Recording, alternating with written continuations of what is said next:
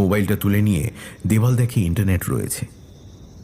গুগলে সার্চ দিতেই বোঝা গেল রাতটা অমাবস্যার, আর শ্রাবণে দুটো অমাবস্যা পড়েছে। তাই বৈশাখ মাস থেকে ধরলে এটাও বছরের অষ্টম অমাবস্যা। সবটাই একজন অশিক্ষিত মানুষের মন গড়া গল্প, জানে দেবল।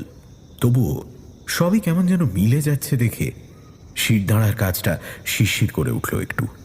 মনটা ঘোরানোর জন্য মোবাইলের দিকে তাকিয়ে দেখল ইন্টারনেট চলে গেছে আবার।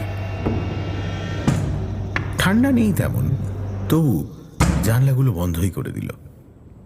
ঠিক করলো আলোটা নেভানোর দরকার নেই, এমনিতেই যেরকম নিভু নিভু আলো, ঘুমোতে অসুবিধা হবে না।